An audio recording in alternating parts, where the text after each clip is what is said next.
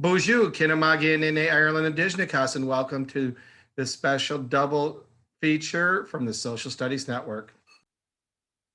Today's edition, iCivics, the Vice President, and a bonus presentation of My Ballot.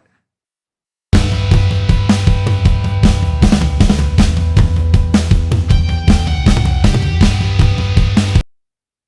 Vice President, a job that sometimes is thankless, sometimes may be incognito, but a very important role as the second in line to be the president.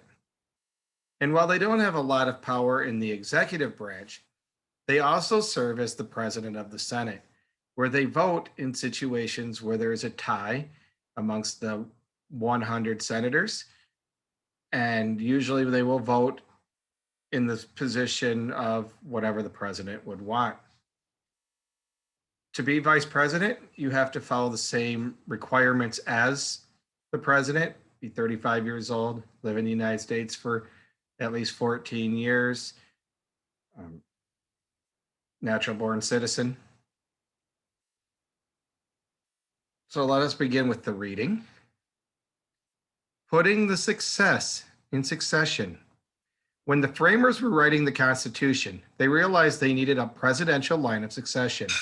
In other words, they needed to know who would be president if the president could no longer do the job. They created the role of a vice president to fill this position, but they needed a job for this person to do. Separating powers. Framers decided to make the vice president the president of the Senate and gave him the job of overseeing Senate meetings. But not everyone was happy with this idea. Should a leader from the executive branch really lead the legislative branch too? Wouldn't this go against the idea of separating the power each branch would have? In the end, they agreed that the vice president would be the president of the Senate, but wouldn't be given a vote in the Senate unless it was to break a tie.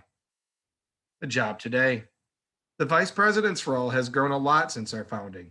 Besides the president of the Senate, counting electoral ballots and stepping up if the president dies, is disabled, or resigns, the Constitution doesn't give the vice president any other powers. It's up to the vice president and president to decide what the vice president will do. Over time, vice presidents have become more involved in the executive branch, managing the cabinet, representing government with foreign officials, leading special commissions, and completing other tasks that the president needs them to do. Voting for VP.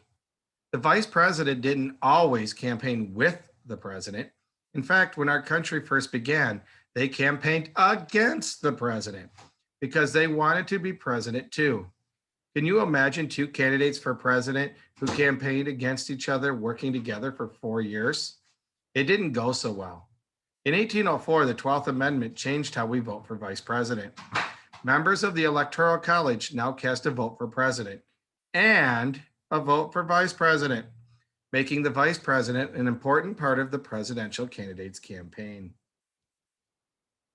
Can you think of the awkwardness that the second place person in this year's election would have to be the vice president for the other? Wow. And the running mate should be. And it can help a president's campaign to find a vice presidential running mate who is from a different state, has different work or political experience, practices a certain religion, or is a different race or gender, because the right selection can attract more voters. Voters also know that the vice president could eventually be the president. So this person has to be a well-qualified candidate too.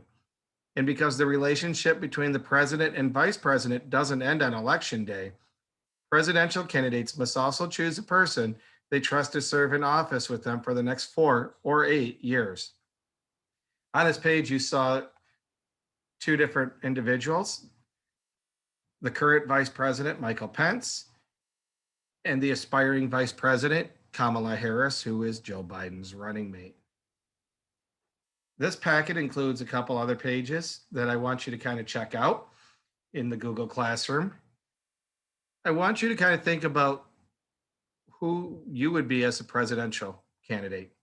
What are the issues you care about? Life experiences. Now decide which of the vice presidents you'd pick as your running mate. Think about which person will help your campaign draw in more voters and who will help you accomplish your goals as president. Who did you pick your running mate as your running mate and why? In addition to this assignment, there is also a video attached about my presidential ballot. No, it doesn't tell you who I voted for or will vote for because it is not normally okay to take pictures of filled out ballots, especially if I'm going to share them with an audience and you are my audience. But kind of giving you an idea of what, if you're an absentee ballot voter, what it's going to be like, what things come in the envelope.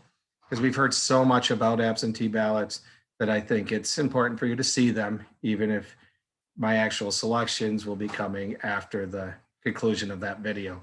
That video is labeled with October 10, 2020, which is the date it was filmed. And I encourage you to go ahead and watch it. And there'll be a couple questions in the assignment about that as well. If you have any questions about the role of the vice president, feel free to ask me about them during our class live stream, during our office hours, or email me at mireland@sagchipschool.net. Well, it's a beautiful day outside, so I'm going to step outside, and I hope you all have a minogishigad. Bamapi.